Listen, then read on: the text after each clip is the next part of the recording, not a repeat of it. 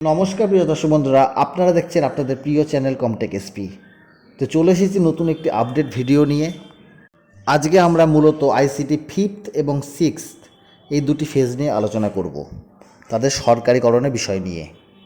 ICT fifth এবং six ফেজের সরকারিকরণ নিয়ে আমি দুটি ভিডিও ক্লিপ আপনাদের সামনে তুলে ধরব, যেখানে মাননীয় পশ্চিমবঙ্গ সরকারি কর্মচারী ফেডারেশনের আহ্বায়ক মাননীয় শ্রী প্রতাপ নায়ক মহাশয় কিছু বার্তা রেখেছেন।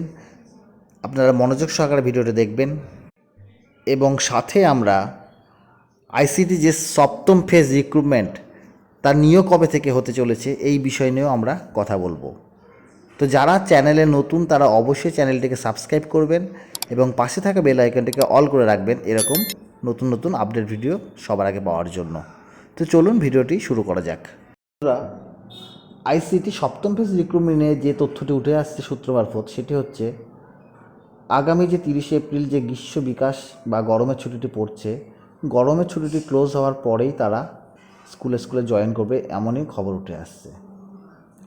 তার সাথে আইসিটি ফিফথ এবং সিক্স এই দুটি ফেজ বর্তমানে একটা বাজে সময়ের মধ্যে দিন কাটাচ্ছে। কারণ সূত্র মারফত যে খবরটি উঠে আসছে যে তাদের ফাইলের কাজ ইতিমধ্যেই সম্পন্ন হয়ে গেছে এবং ফাইলটি সর্বোচ্চ স্তরে অবস্থান করছে মুখ্যমন্ত্রীর আদেশের অপেক্ষায়। অর্থাৎ মুখ্যমন্ত্রী একটি আদেশ দিলেই বা নির্দেশ দিলেই ফাইলটি প্রকাশ হবে বা অর্ডারটি প্রকাশ হবে। আপনারা জেনেছেন ইতিমধ্যে বিভিন্ন মাধ্যমের সাহায্যে যে বর্তমানে একটা খারাপ সময়ই যাচ্ছে পশ্চিমবঙ্গ সরকারের, যে 26,000 রিক্রুটমেন্ট এসএসসির সেটা বাতিল করে দিয়েছে মহামান্য আদালত। এমন অবস্থায় আইসিটি ফিফথ এবং সিক্স ফেজের যারা চাকরি করছেন তারা একটা উৎকণ্ঠার মধ্যে দিন কাটাচ্ছেন। তাহলে আমাদের ফাইলটির কি হবে? আমি এটাই বলবো, আপনারা সবাই পশ্চিমবঙ্গ রাজ্য সরকারি ফেডারেশনের ওপরে ভরসা রাখুন, ধৈর্য রাখুন। খুব শীঘ্রই আপনাদের ফাইলটি অর্ডার হিসাবে বেরিয়ে আসবে। তো আমরা যে দুটো ভিডিও আপনাদের সামনে বলছি, দেখাবো যে দুটি ক্লিপ, সেটি একটি প্রতাপ নায়ক মহাশয় নিজেই বার্তা দিয়েছেন।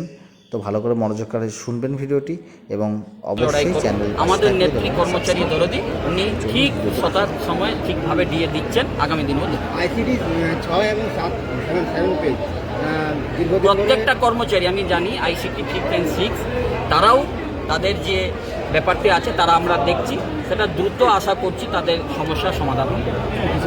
যে আপনি একবার বললেন যে অনেকে ফেডারেল সিস্টেমে নাম লেখাচ্ছে, আবার তলে তলে বিজেপি কোর্ডিনেশনের সঙ্গে যোগাযোগ, তাদের উপরে সেরকম লোককে আমরা বার্তা দিয়েছি, আগামী দিনে আমরা বার্তা দিয়ে দিচ্ছি তারা যাতে এরকম যদি কেউ করে তাদের উপরে আমাদের তীক্ষ্ণ নজর আছে।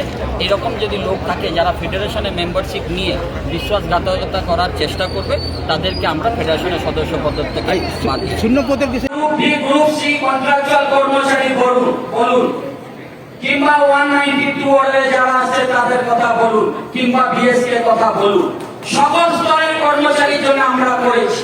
কিন্তু আমি দেখেছি গতকাল কিছু কিছু ভাই বোনরা এসে আমাদের কাছে কান্নাকাটিও করেছে।